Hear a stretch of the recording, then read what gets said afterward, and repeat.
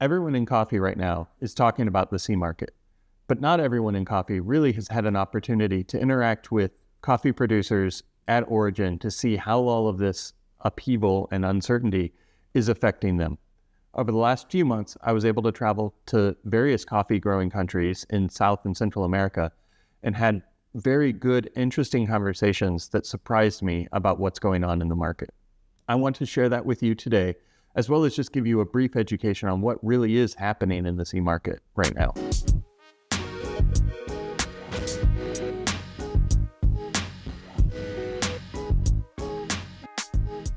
Before we talk about the effects of the C market, I think we have to understand even what it is.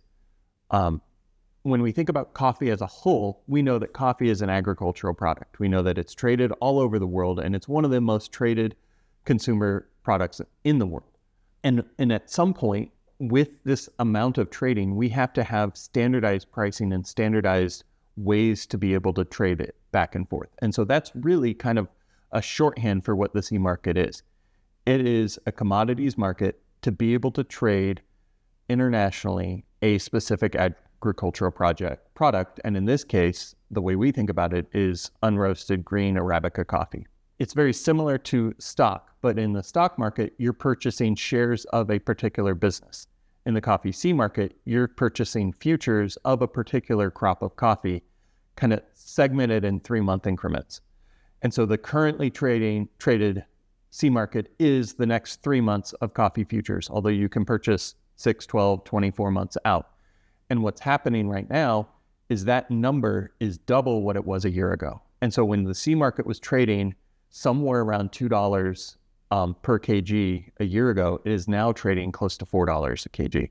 And when I was in Guatemala a few weeks ago, it was up to $4.40 a kg. Historically, the C market has been very, very stable.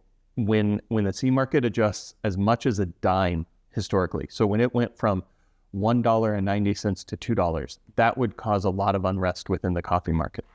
When I was in Guatemala, it ranged from $3.79 to $4.40 in the matter of 4 days. That is unheard of historically in the C market. And so what that creates is just a lot of uncertainty. There are a lot of factors that come into play when we want to understand what happened. Why did coffee fluctuate so much, and why is it continuing to fluctuate so much? A big piece, and probably the first catalyst, was the Brazilian coffee supply. They're over a third of the global coffee market, and a big piece of their crop went away. This isn't new. Coffee crops fluctuate all the time. 2013, Guatemala lost 70% of their crop because of a coffee leaf rust. But I don't think ever in the history of coffee we've had such a significant market have such a significant amount of their crop go down. And so people have pivoted, and really the people that pivot that buy C market coffee are the Folgers, the Maxwell House, the commodity coffee. Those people have pivoted and had to buy up coffee from other countries. And that's had a ripple effect everywhere. And so now we're looking at a supply shortage all over the world.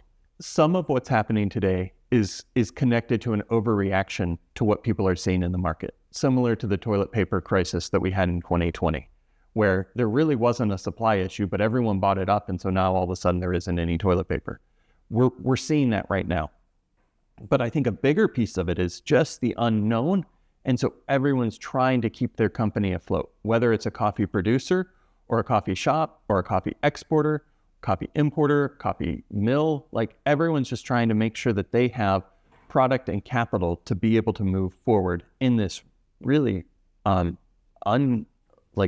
just uncharted territory. We've never seen this before. There was a spike that predates my life in coffee that was something like 2011 that saw a big spike, but nothing like what we're seeing today, and nothing prolonged. When I was in Costa Rica, I was talking to a coffee farmer, a coffee exporter, and it was myself. And we were in a car and we were talking about what do we think is going to happen.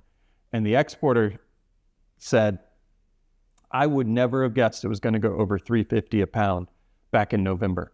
I would have bet my business on that. And at that point, on that day, it was $4.19 a pound. And so we just don't know. No one knows. And so what do we do? What do we do as coffee businesses? What do we do as producers? How do we respond to this? That's the $1 million question that everyone's trying to answer. when I was in Guatemala, and this is just sharing some insight of what this does psychologically to people. When I was in Guatemala, I heard two different stories that were significant. One, there's no cash in the market. When you think about it, if I have a credit line as a business of $1 million, and last year I could buy 500,000 pounds for $1 million, this year I can buy 250,000 pounds for $1 million. All of a sudden, I can't buy the supply that I need to support my business. That's an extreme example, but that's affecting everyone everywhere. The other thing that was really impactful was we were off touring an actual farm.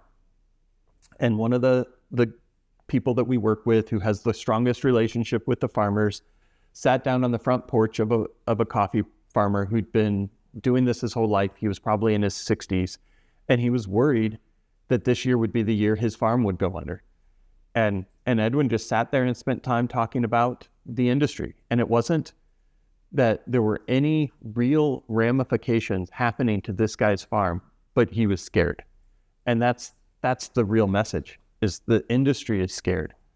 I planned this year to go to Origin and to interact with as many coffee producing countries as I could, because I wanted to have as strong relationships as I could with every single farm. So my goal this year is that 90+% of our coffees are purchased from farms that we've sat on their front porch, had dinner with them, we've cupped coffees together, we've interacted with them. That was the purpose.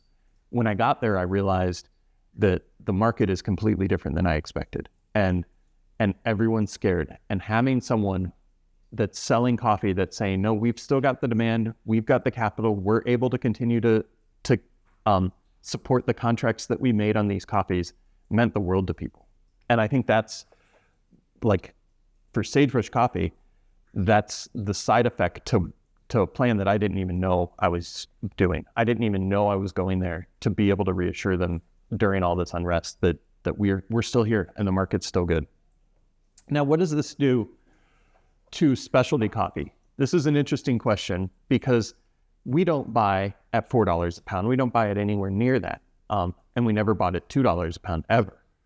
But when the commodity coffees, the Folgers of the world, are buying at those prices, it changes the economics of the entire industry.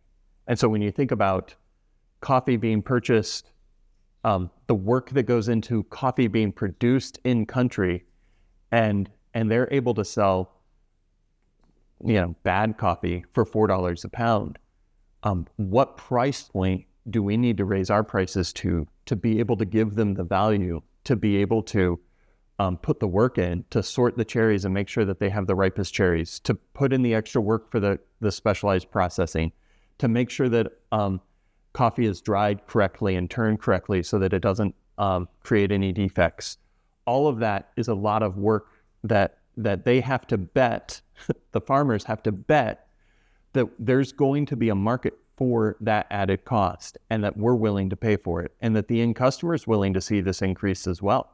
This year, Sagebrush Coffee is going to have to raise prices on coffee. Not that we're adding margin or making more money, but we just have to cover higher costs, and we have to know that we're going to be able to buy.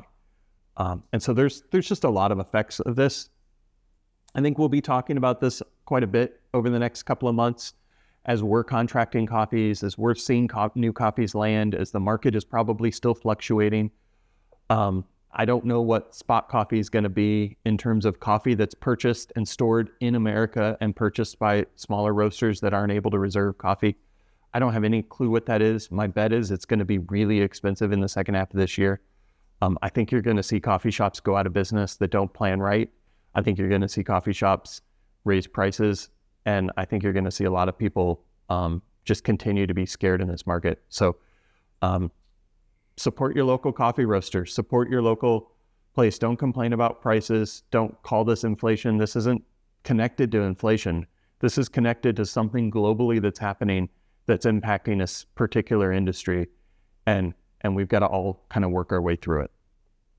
Thanks for watching. A few years ago, I did a video along a similar topic titled Why We Want Coffee to Be Expensive. At the time, I think I gave an overview of the C market, talked about specialty buying. I think I even talked about auction purchasing back then. It's a good snapshot of this topic, what it looked like a few years ago, to be able to contrast. I would encourage you to go ahead and hit that video. And if you like this content and want to keep following us, like us, subscribe, do all the things to keep this channel going. Thanks.